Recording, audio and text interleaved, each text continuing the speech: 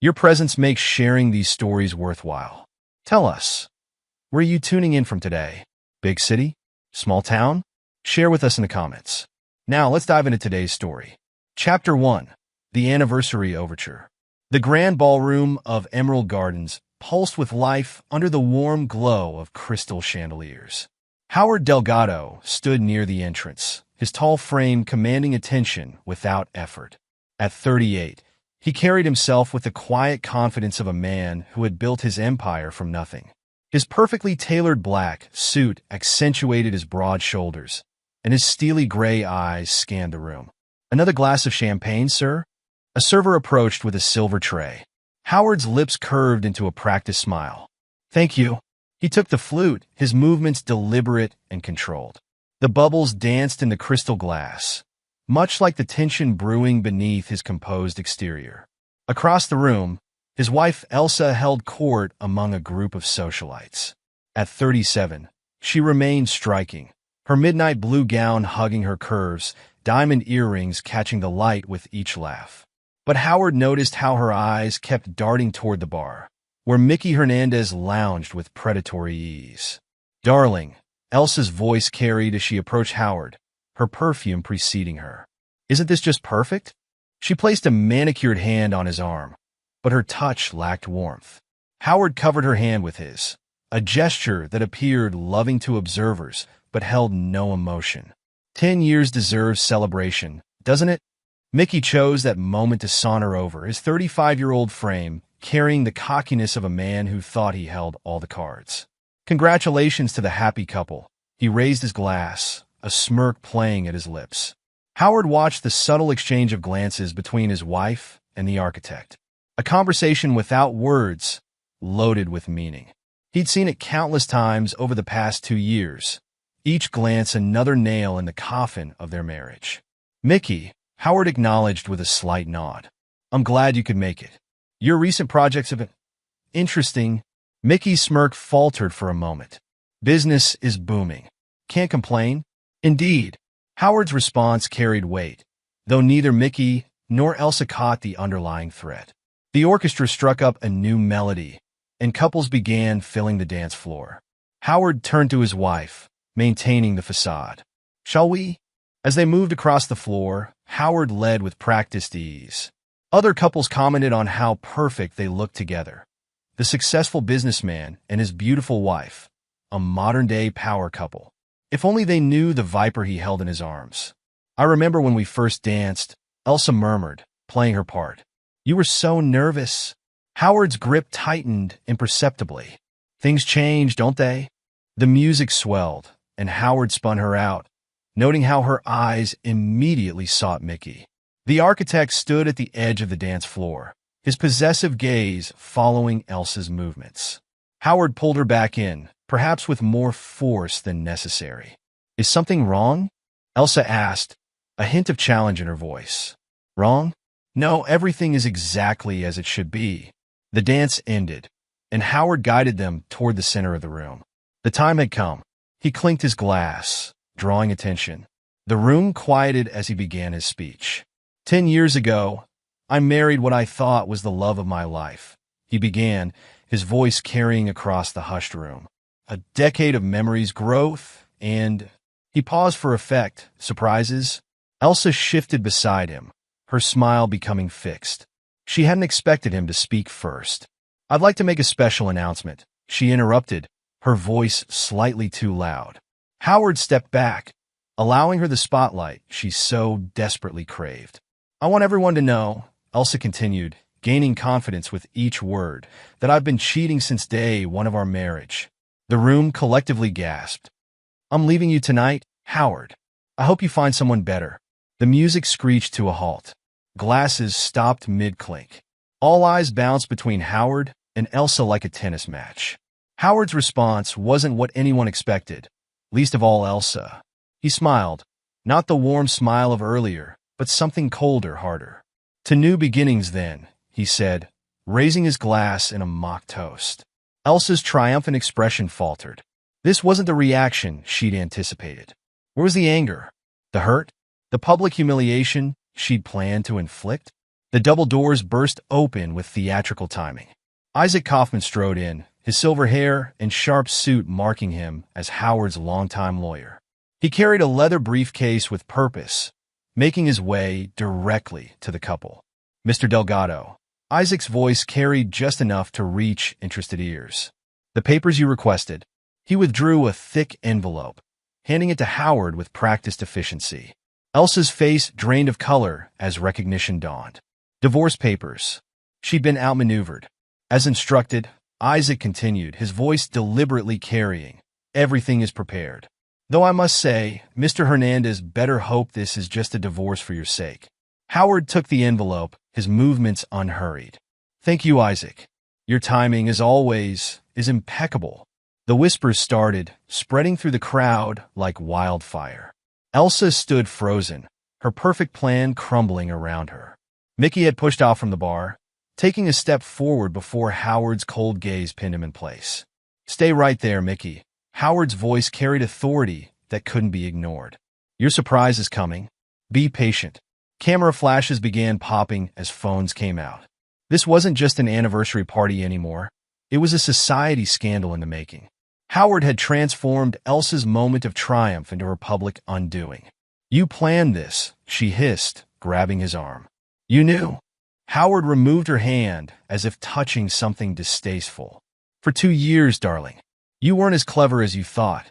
He turned to the stunned crowd. "Please, enjoy the rest of the evening. The bar is open, and the night is young."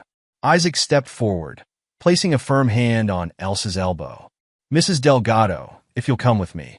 We have some matters to discuss." "Take your hands off me," she snarled, but Isaac's grip remained firm. "Now, Mrs. Delgado." Isaac's voice held no room for argument. "Unless you'd prefer to discuss certain financial discrepancies in front of our audience?" The fight drained from Elsa's posture. She allowed Isaac to guide her toward the exit, her head held high despite her defeat. Mickey made another attempt to follow, but Howard's voice stopped him cold. "Mickey." The name carried venom despite Howard's pleasant tone. "I wouldn't leave just yet. You want to hear what comes next?" The architect froze, uncertainty finally cracking his confident facade. The crowd parted around him like water around a stone, leaving him isolated in his shame. Howard surveyed the room, noting the mixed expressions of shock, scandal, and morbid fascination. He'd given them something to talk about for months to come. More importantly, he'd seized control of the narrative.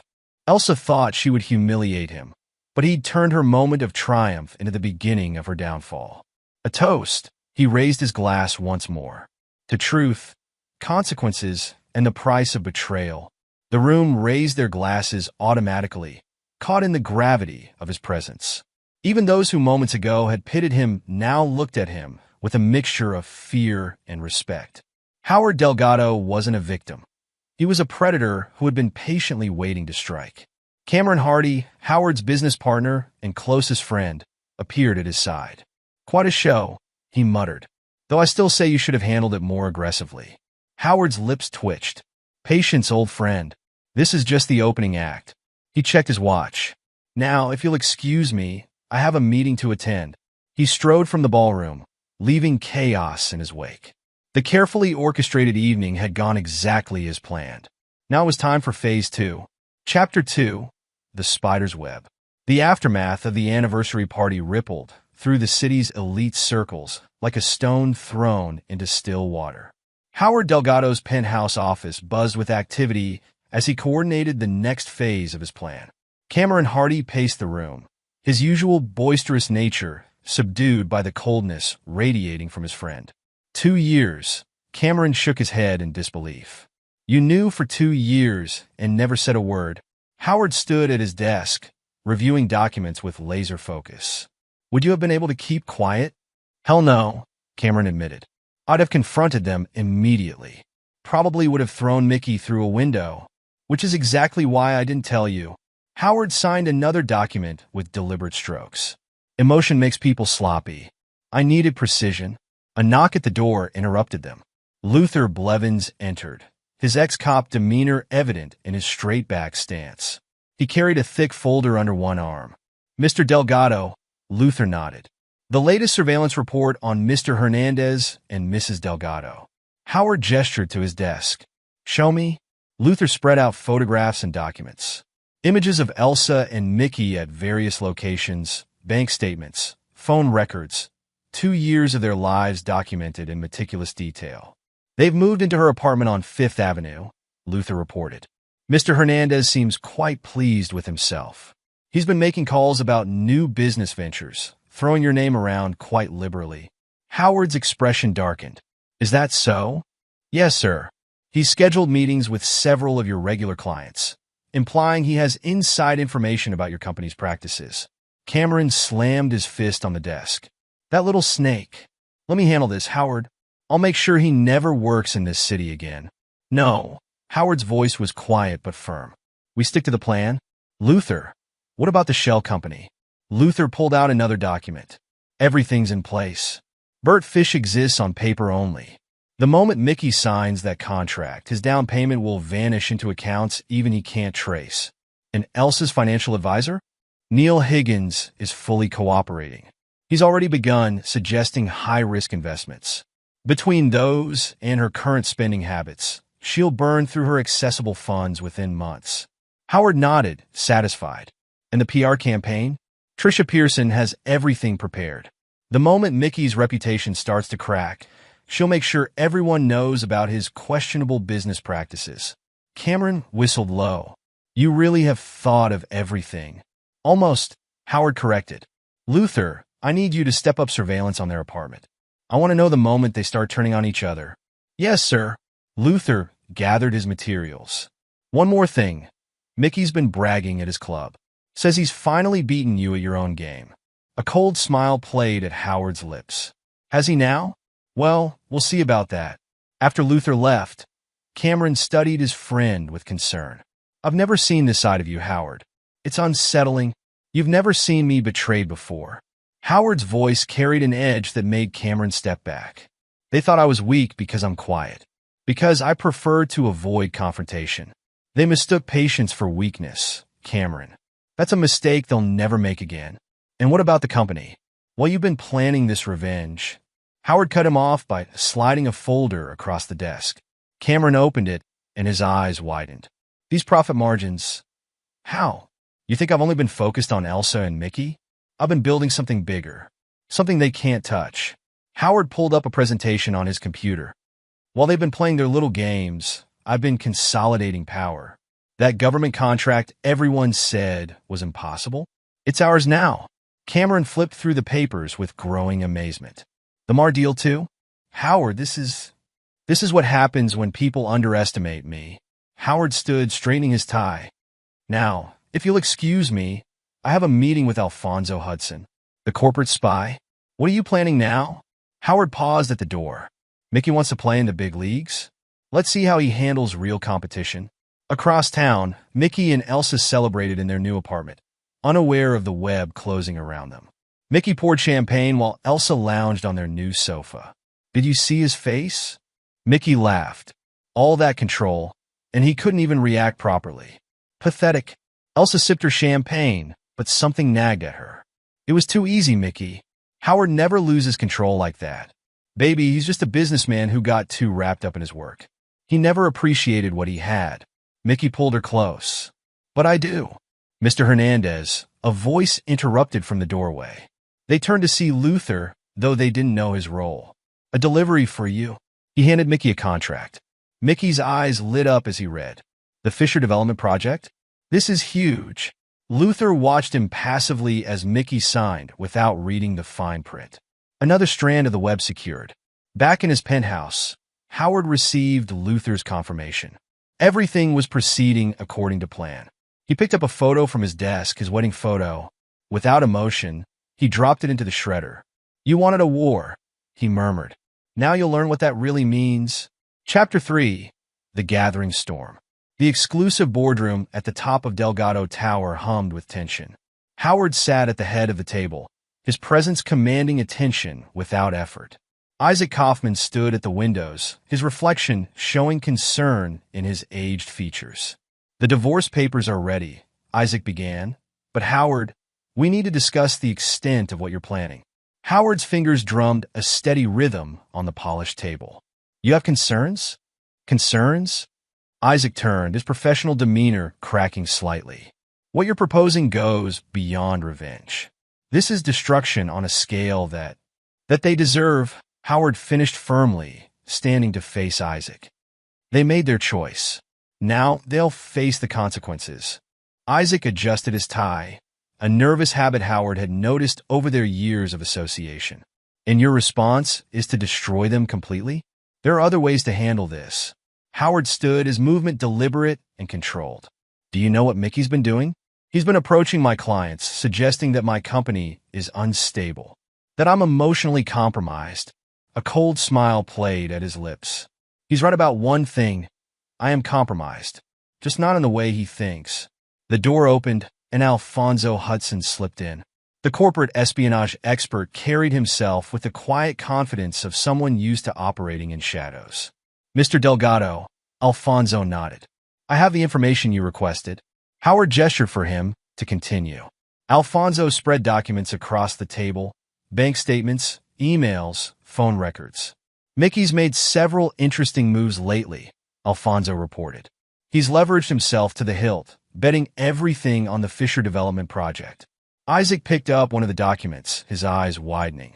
This contract, it's not real, is it? Bert Fish doesn't exist, Howard confirmed. When Mickey's down payment vanishes, it will trigger a cascade of financial problems. His other investors will panic, his credit will freeze. And Elsa? Isaac asked quietly. Howard's expression hardened. Neil Higgins has been very helpful in managing her finances. She's burning through money faster than she realizes. When Mickey's empire crumbles, she'll fall with him. The PR campaign is ready too, Alfonso added. Tricia Pearson has assembled quite a file on Mickey's less-than-ethical business practices. One word from you, and his reputation is destroyed. Isaac sank into a chair. Howard, I've known you for years. This isn't you. No. Howard's voice carried dangerous undertones. Perhaps you never really knew me at all. Perhaps none of them did. The intercom buzzed. Mr. Delgado, Mr. Hardy is here. Send him in. Cameron burst into the room with his usual energy, but stopped short at the tension. What did I miss? Just reviewing the next phase, Howard replied smoothly. Alfonso, show him. As Cameron reviewed the documents, his expression grew increasingly troubled. Howard, this will destroy them completely. He looked up at his friend, searching for any sign of the man he once knew. Are you absolutely certain about this? You're still thinking like it's a normal business decision, Howard replied, his voice carrying an edge that made everyone in the room tense. This isn't about business anymore. This is about justice. Cameron ran a hand through his hair, frustration evident in his movements. Justice? Or revenge? Is there a difference? Howard's question hung in the air, heavy with meaning. Alfonso cleared his throat, drawing attention back to the documents. There's more, Mr. Delgado. We've uncovered some interesting connections between Mr. Hernandez and several of your competitors. Howard's eyes narrowed. Show me. The corporate spy pulled out another folder, spreading its contents across the table. Emails, meeting records, and financial transactions painted a picture of Mickey's attempts to undermine Howard's business even before the affair became public. He's been feeding information to Harrison Global for months, Alfonso explained. Trying to sabotage your deals from the inside.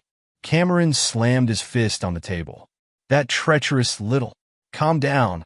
Howard cut him off. This is exactly what we needed. He turned to Isaac. Still think I'm going too far? The lawyer studied the new evidence, his professional demeanor cracking slightly. This changes things legally, but Howard, the scale of what you're planning will match the scale of their betrayal, Howard finished. Luther has more surveillance reports coming in. I want to know every move they make, person they talk to, deal they try to close. As if on cue, Luther entered the room, carrying a fresh stack of photos and reports. Sir, you'll want to see this. The images showed Mickey and Elsa at various high-end establishments, celebrating their perceived victory. Their expressions were triumphant, carefree, the look of people who thought they'd won. They're planning a party, Luther reported, to celebrate their new beginning. They've invited half of your business associates, Howard's lips curved into a cold smile. Perfect. Let them celebrate. Let them think they've won. He turned to Alfonso. How long until the Fisher development trap is ready?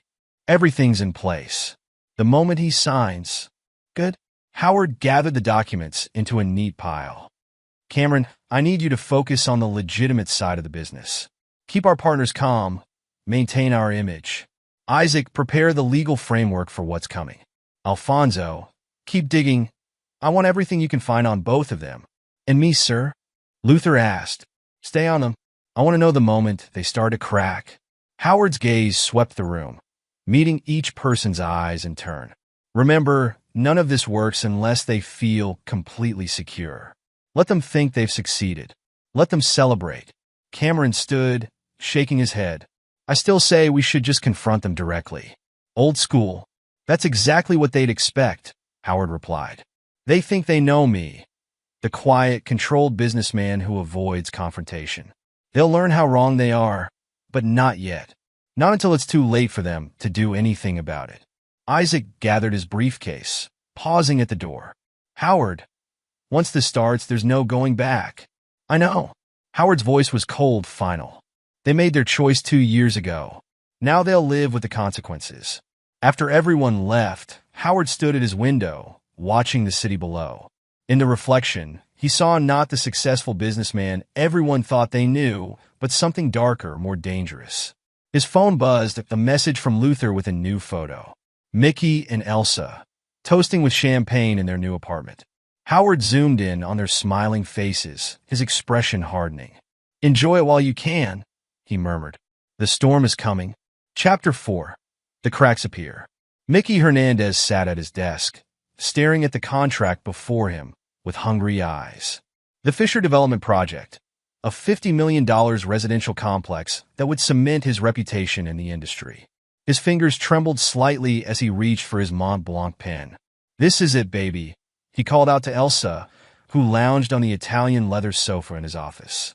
The big break we've been waiting for. Elsa sipped her champagne, her third glass of the morning.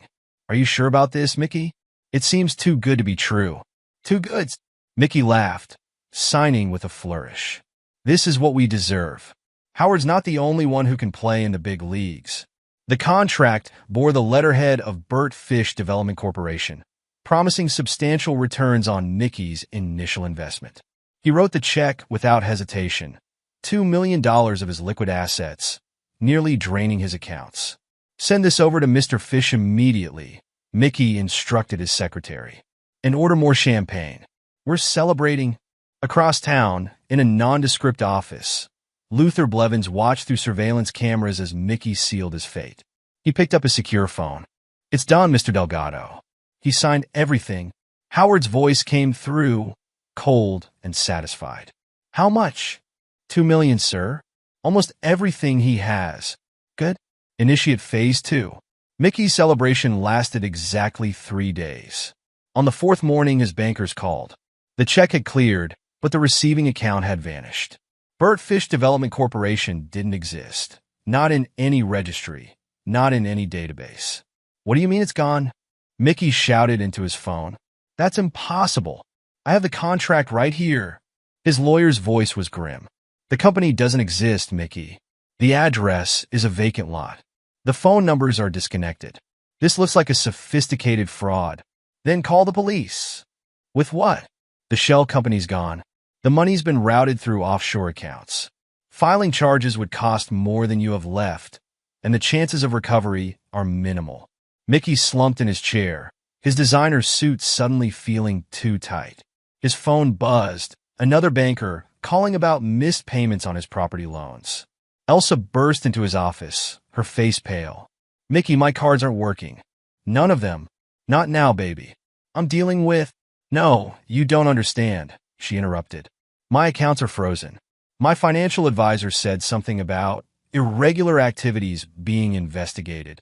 Mickey loosened his tie, sweat beading on his forehead. It's fine. We'll figure it out. I just need to make some calls. His phone rang again. The display showed his biggest client's name. Mr. Peterson, I was just about to... Save it, Hernandez. Peterson's voice was cold. We're pulling our contracts. All of them. What? Why? Let's just say we received some interesting information about your business practices. Don't bother calling back. The line went dead. Mickey's phone immediately lit up with more calls, other clients, all canceling. His empire was crumbling in real time. In his penthouse office, Howard watched the destruction through Luther's live updates. Cameron stood beside him, shaking his head in amazement. The fake company, the frozen accounts, the client exodus, all coordinated perfectly, Cameron marveled. You've destroyed him without leaving a single fingerprint. Howard's expression remained impassive. This is just the beginning. Alfonso, report. The corporate espionage expert stepped forward from the shadows. The PR campaign is ready, sir. Ms. Pearson has assembled quite a file on Mr. Hernandez's creative accounting practices. Release it, all of it, that will destroy his reputation completely. Howard's eyes glinted. That's the point. Within hours, business news websites began running stories about Mickey Hernandez's questionable dealings. Anonymous sources provided documentation of cut corners, bribes, and safety violations. His phone stopped ringing as clients fled en masse. Elsa watched Mickey unravel with growing horror. The confident, charismatic man she'd left Howard for was dissolving before her eyes. We need to do something, she demanded. Call Howard. Apologize. Offer him whatever he wants. Mickey hurled his glass against the wall. You think this is Howard? No, he's too soft for this. Too controlled. This is just bad luck. A string of coincidences. Elsa grabbed his arm. Coincidences? Wake up, Mickey. This is Howard.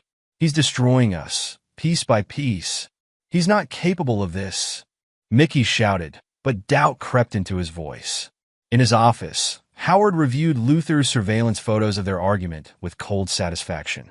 How are their finances looking? Mr. Hernandez is essentially bankrupt, Luther reported. The fake company took most of his liquid assets. The canceled contracts killed his cash flow. His properties are mortgaged to the hilt, and the banks are calling in the loans. And Elsa, Neil Higgins has been very helpful. Her investment portfolio is down 60% following his advice. Her credit cards are maxed out. She's burning through cash, trying to maintain their lifestyle. Howard nodded. Remind me to give Neil a bonus. What's their next move? Luther checked his notes. They're planning to sell some of Elsa's jewelry to raise capital. A cold smile played at Howard's lips. Yes, the jewelry. Tell me, Luther, how much did our jeweler charge to replace all her diamonds with cubic zirconia 2 years ago? A fraction of their apparent value, sir. She has no idea they're worthless. Howard turned to Cameron. Watch closely, old friend. This is how you destroy someone completely. Not with violence or threats, but by taking away everything they value, piece by piece, until they destroy themselves. Chapter 5. The Noose Tightens. The jewelry appraiser adjusted his loupe, examining Elsa's tennis bracelet with growing concern. I'm sorry, Mrs. Delgado, but this isn't a real diamond bracelet. What? Elsa snatched it back. That's impossible. Howard gave me this for our 5th anniversary. The appraiser shook his head. It's a very good fake, but it's cubic zirconia. All of these pieces are. Elsa's hands shook as she gathered her jewelry. The Cartier necklace from their 7th anniversary, the sapphire earrings from their trip to Paris, all worthless imitations. She stumbled out of the shop, her mind racing. Howard, she whispered. He switched them. He's been planning this for years. Her phone buzzed Mickey again. She ignored it. He'd been calling constantly since the Fisher development disaster, growing more desperate with each passing day. His reputation was in tatters, his business collapsing. Meanwhile, Howard sat in a meeting with Alfonso Hudson, reviewing the latest developments. The PR campaign has exceeded expectations, Alfonso reported. Every major business publication has picked up the story. His reputation is destroyed. Howard examined the headlines on his tablet. Mickey Hernandez. The fall of an architecture empire. Safety violations, bribes, and fraud. The true story of Mickey Hernandez. Excellent work, Howard nodded. And the legal situation? Our anonymous tips to the authorities have triggered multiple investigations. The evidence is overwhelming. Cameron whistled low. You really did keep records of everything. 2 years of surveillance, Howard confirmed. Every corrupt deal, bribe, corner cut.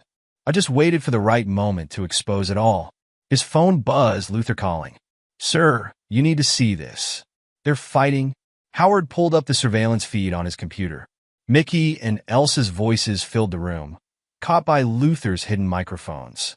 This is your fault, Mickey shouted. If you hadn't insisted on that public announcement, hadn't tried to humiliate him. My fault? Elsa screamed back. You're the one who lost everything. The great Mickey Hernandez, brought down by a simple con. How does it feel to be so stupid? Watch what you say to me, Mickey growled, advancing on her. You're nothing without me. You think you can go back to Howard now? After what you did? Don't touch me. You're pathetic. A fraud. I should have stayed with. The sound of a slap cut through the feed. Howard's expression didn't change, but his knuckles whitened on his armrest. Sir? Luther's voice was concerned. Should I intervene? No. Howard's voice was ice. Let them destroy each other. But keep recording. It might be useful later. Cameron shifted uncomfortably. Howard, this is getting dark. Maybe it's enough. Enough? Howard turned to his friend. They betrayed me. Tried to humiliate me. Thought they could take everything I built. No, Cameron. This isn't nearly enough. His phone rang. Isaac Kaufman. The arrest warrant is ready, the lawyer reported. Police are moving in within the hour. Good. Make sure the press is there. The next hours unfolded exactly as Howard had planned. Police cars surrounded Mickey's office building, lights flashing. News cameras captured his arrest, his designer's suit wrinkled, his face twisted in rage. This is a mistake, he shouted as they led him away in handcuffs. I'm being framed. Howard Delgado is behind this. But Howard was across town in a very public meeting with government officials, signing a major infrastructure contract. The perfect alibi. Elsa watched Mickey's arrest on television, her hands shaking as she poured another drink. Her phone had been cut off, her credit cards declined. She was alone in their luxury apartment, but the electricity wouldn't last much longer. The bills were overdue. She grabbed her keys, heading for Howard's penthouse. Surely he would listen. Surely there was still some part of him that cared. The security guard stopped her in the lobby. I'm sorry, Mrs. Delgado. You're not permitted upstairs. But I need to see him. Please. Just 5 minutes. Ma'am, if you don't leave voluntarily, we'll have to escort you out. Her screams echoed through the lobby as they removed her. Up in his penthouse, Howard watched the security feed silently. She's desperate, Cameron observed. Maybe now. Now nothing. Howard cut him off. They made their choice 2 years ago. Actions have consequences. He turned to Luther. How close are we to the final phase? Everything's in place, sir. Just awaiting your order. Howard stood, walking to his window. Below, he could see Elsa being driven away in a taxi. Then let's finish this. Release everything. Chapter 6. The Point of No Return. Mickey paced his cell, his designer clothes exchanged for prison orange. His lawyers had abandoned him. He couldn't pay their fees. The evidence against him was overwhelming, decades of corruption exposed in meticulous detail. Visitor, the guard announced. Howard sat on the other side of the glass, impeccable in his tailored suit. Mickey grabbed the phone with trembling hands. You did this, he hissed. Somehow, you orchestrated all of it. Howard's voice was calm. You did this to yourself, Mickey. I just made sure you face the consequences. I'll tell everyone. The press, the police. Tell them what? That I somehow forced you to take bribes? Made you cut corners on safety regulations? Convinced you to sign a contract without due diligence? Howard's smile was terrible to behold. No, Mickey. You destroyed yourself. I just helped the process along. Why? Because of Elsa? She wasn't happy with you. You were never there. Howard's expression didn't change, but his voice dropped to a whisper that made Mickey's blood freeze. This was never about happiness. This was about loyalty, about trust, about consequences. He stood to leave. Mickey pressed against the glass. Wait, I can help you. I know things about your competitors. Goodbye, Mickey. Enjoy prison. Oh, and don't bother trying to contact Elsa. She's having problems of her own. Across town, Elsa stood in her new apartment, a tiny studio in a bad neighborhood. Her designer clothes were gone, sold for rent money. She'd taken a job as a waitress, the only work she could find with her now toxic name. Her phone rang. A reporter wanting comment on the new allegations. Tax fraud, money laundering, complicity in Mickey's crimes. The evidence was damning, though she had no idea how they'd obtained it. There was a knock at her door. 2 federal agents stood outside, warrant in hand. Mrs. Delgado? You're under arrest for tax evasion and conspiracy to commit fraud. She didn't resist as they led her away. What was the point? Howard had won. He'd taken everything, their reputation, their freedom, their dignity. In his office, Howard reviewed the final reports. Mickey and Elsa's lives were in ruins, their downfall documented in excruciating detail. Cameron watched him with a mixture of awe and fear. It's done, Cameron said quietly. They're destroyed. Was it worth it? Howard closed the file. Ask me again in 10 years. He stood straightening his tie. Now we have a company to run. That's it? Back to business as usual? No. Howard's voice was soft. Nothing will be usual again. But everyone will remember what happens to those who betray me. That's worth everything. The sun set on the city, and Howard Delgado stood at his window, master of all he surveyed. The price of betrayal had been paid in full. Chapter 7. The Final Judgment. Mickey Hernandez crouched in the back seat of a taxi, his designer clothes replaced by cheap department store attire. The border crossing loomed ahead, his last chance at escape. His hands clutched a fake passport, another desperate measure that would prove futile. Pull over here, he instructed the driver, not wanting to get too close to the official checkpoint. The night provided some cover as he approached on foot, trying to blend in with a group of tourists. Papers, the border agent demanded. Mickey's hands trembled as he presented the forged documents. The agent studied them, then made a call. Within minutes, police vehicles surrounded him. Mr. Hernandez, an officer approached, handcuffs ready. You're under arrest for financial fraud, corruption, and attempting to flee prosecution. In his office, Howard watched the arrest footage on multiple screens. Luther stood nearby, providing commentary. He never had a chance, sir. We've been tracking him since he left his apartment. And Elsa, still working her waitressing job, unaware that the tax fraud investigation is about to conclude. Howard nodded, satisfaction evident in his posture. Show me the evidence package one more time. Luther spread out documents across Howard's desk.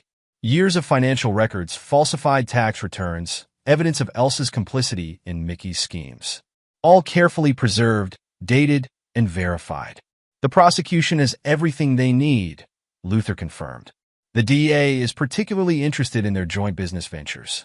The money laundering charges alone could put them away for years. Cameron burst into the office, tablet in hand. Have you seen the news? They're calling it the fraud case of the decade. Howard's expression remained neutral. And our involvement? Completely hidden. Everyone thinks the evidence came from a routine audit. Your name isn't mentioned anywhere. Good. Now we wait. The wait wasn't long. 3 days later, federal agents approached Elsa during her shift at the diner. Mrs. Delgado? An agent flashed his badge. We need you to come with us. Elsa dropped her serving tray. What is this about? Tax fraud, money laundering, and conspiracy charges. You have a right to remain silent. The other customers recorded on their phones as Elsa was led out in handcuffs, her new uniform replaced by prison orange within hours. In the federal detention center, Mickey and Elsa found themselves sharing a holding cell, a final twist of Howard's knife.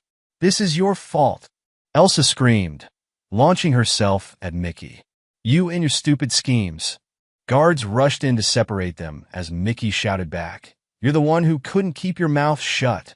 Had to make a scene at the party. Howard reviewed the security footage with cold satisfaction.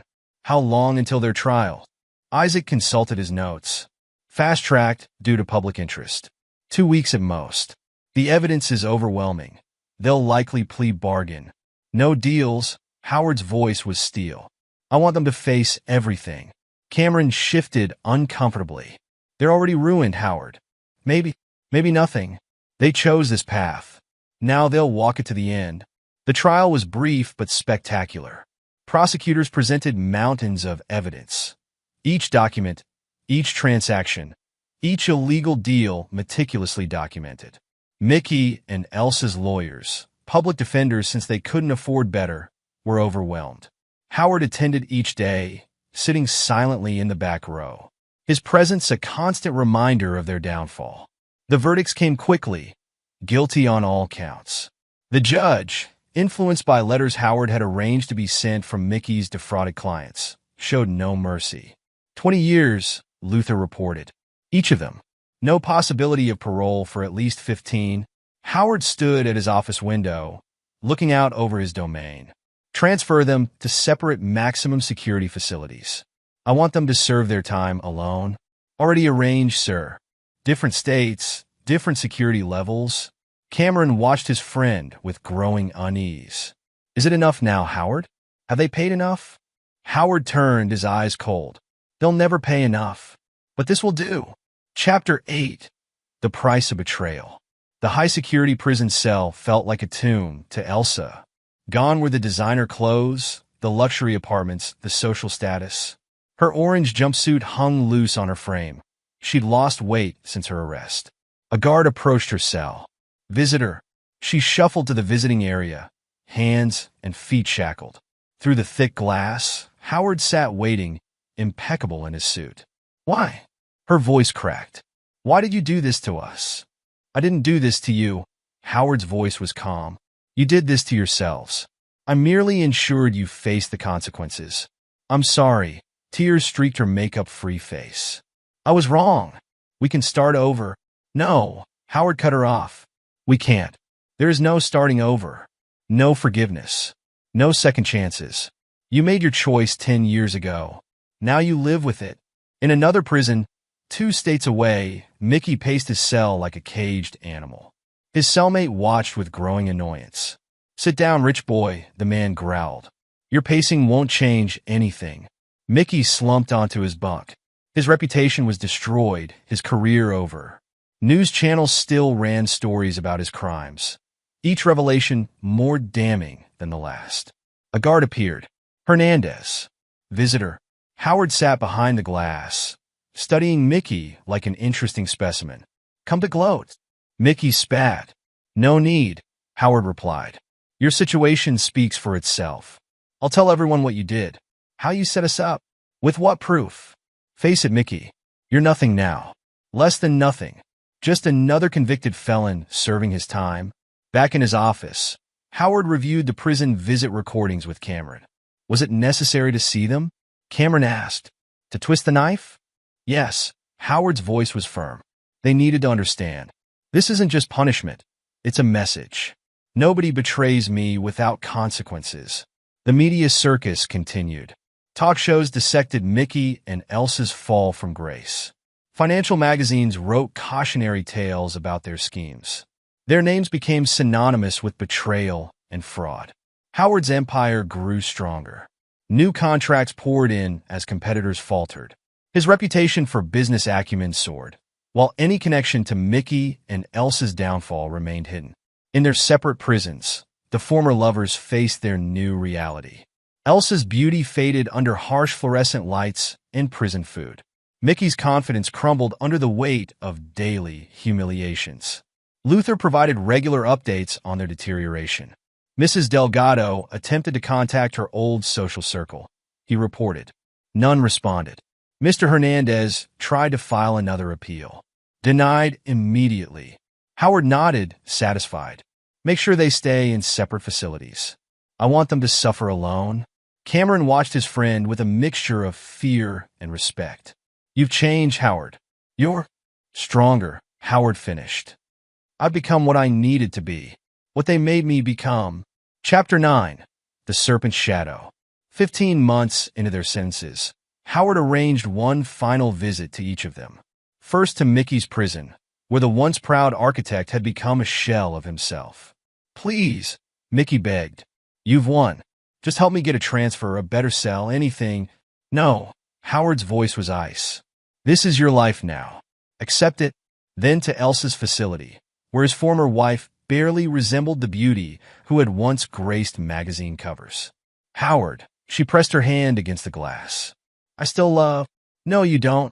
He cut her off. You never did. You loved what I could give you. Now you have nothing, which is exactly what you deserve. In his office later that day, Isaac expressed concern about Howard's transformation. "You've become ruthless," the lawyer warned. "Cold. Is this really who you want to be?" Howard straightened his tie, his movements precise and controlled. "I'm not ruthless, Isaac. I'm a man who understands the value of loyalty. There's a difference." The evidence of his success surrounded them. New contracts, expanded territories, growing influence. Howard had turned his personal vendetta into professional triumph. "The business world knows now," Cameron observed. "Cross Howard Delgado, and you disappear." "Good." Howard's voice carried finality. "Let them know. Let them all know." He stood at his window, master of all he surveyed. The city stretched before him, his empire growing daily. Behind him, photos of Mickey and Elsa's arrest played on multiple screens, a constant reminder of the price of betrayal. "Sir," Luther entered with a final report. "They've been transferred to maximum security facilities. Different states, no possibility of contact." "It's done." Howard nodded once. He picked up a photo from his desk, his wedding photo with Elsa. Without ceremony, he dropped it into the shredder. "Now," he turned to Cameron, "we have an empire to run." The sun set on the city as Howard Delgado stood victorious. Not just over Mickey and Elsa, but over weakness itself. He had transformed betrayal into strength, pain into power. The serpent's shadow had been cast. The price of betrayal had been paid in full. And Howard Delgado's legend was just beginning. Epilogue. 10 years later. The skyline of the city had changed dramatically in the decade since Howard Delgado's revenge reached its conclusion. New towers pierced the sky, many bearing the Delgado Industries logo. At 48, Howard sat in his expanded office suite, reviewing quarterly reports with the same precise attention he'd once given to destroying his enemies. "Mr. Delgado," his new assistant's voice came through the intercom. "Mr. Hardy is here. Send him in." Cameron Hardy, now pushing 50 but still maintaining his boisterous energy, strode into the office. Time had grayed his temples, but his loyalty to Howard had never wavered. "Did you see the news?" Cameron tossed a tablet onto Howard's desk. The headline read, "Mickey Hernandez denied parole for third time." Below was a prison photo of a gaunt, aged man who barely resembled the cocky architect who had once thought he could outsmart Howard Delgado. Luther sent a full report. Howard replied without looking at the tablet. The parole board was quite thorough in their review. Cameron sank into a chair. "You're still pulling strings, aren't you? Even after all these years?" "I don't need to pull strings anymore, Cameron. Their crimes speak for themselves." Howard's voice carried the same cold certainty it had a decade ago. "How's the Tokyo expansion?" "On schedule. But don't change the subject. I also heard Elsa's up for consideration next month." Howard's expression didn't change. "Is she?" "I hadn't noticed." "Bullshit." Cameron laughed without humor. "You notice everything. That's why you're now one of the most powerful men in the country." Indeed, the past decade had seen Howard's influence grow exponentially. Delgado Industries had expanded into technology, healthcare, and infrastructure. His reputation for ruthless efficiency and unwavering standards had become legendary. "Isaac called," Cameron continued. "He's retiring next month." "I know. After 30 years, he's earned it. He still worries about you, you know. Says you never really moved on." Howard stood, walking to his window. The view now encompassed twice the territory it had 10 years ago. "I moved on the moment I destroyed them. Everything since has been about growth, not revenge." A knock at the door interrupted them. Luther Blevins entered, his hair now completely white, but his bearing still military straight. "Sir, you asked for an update on the prison situations." Howard nodded once. "Report. Mr. Hernandez remains in solitary after his latest incident. Apparently, he tried to convince a new guard he had valuable information about corporate corruption. When that failed, he became violent. And Elsa, Mrs. Delgado, works in the prison library. She's been a model prisoner, but her psychological evaluations suggest severe depression and anxiety. She still attempts to write letters to you monthly, which are still redirected to the special file." Howard finished. Cameron shook his head. 10 years, Howard. They've lost everything. Their youth, their freedom, their dignity. Isn't that enough? You still don't understand, do you? Howard turned to his friend. This was never about revenge. It was about justice, about consequences, about showing the world what happens when you betray trust. The evidence of his success surrounded them. Delgado Industries had become a global powerhouse. Howard's personal worth had multiplied many times over. But more importantly, his reputation had become unassailable. No one dared cross him, personally or professionally. "What about Bonnie Compton?" Cameron asked. "Have you heard from her?" "She's doing well. Running our European division now. Loyalty has its rewards, Cameron. Just as betrayal has its price." Luther cleared his throat. "There's one more thing, sir. We've received intelligence that Mr. Hernandez is writing his memoirs. He's trying to paint himself as the victim of a corporate conspiracy." Howard's cold smile made both men shift uncomfortably. Let him write. Who would believe the words of a convicted felon? Besides, we have more important matters to discuss. The Senate committee needs our testimony on infrastructure development next week. Cameron watched his friend carefully. The years had hardened Howard rather than softened him. His hair had grayed at the temples, adding to his authoritative appearance, but his eyes retained their steely determination. "You never remarried," Cameron observed. "Never even dated seriously." "I married my empire," Howard replied. "It's more faithful than any person could be." A week later, Howard sat in his private study at home, reviewing old files. Photos of Mickey and Elsa in their prime were paper-clipped to documents detailing their downfall. Their destruction had been the foundation upon which he'd built his current success. His phone buzzed, a message from Luther. "Mrs. Delgado's parole hearing has been scheduled. She's requested you appear as a character witness." Howard typed a single-word reply. "No." In her prison cell, Elsa Delgado stared at her reflection in the small metal mirror. At 47, her beauty had been worn away by time and harsh fluorescent lights.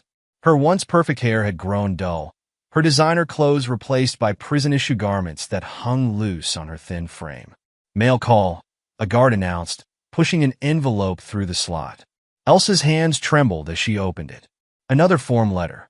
"Your request for Mr. Delgado to appear at your parole hearing has been denied."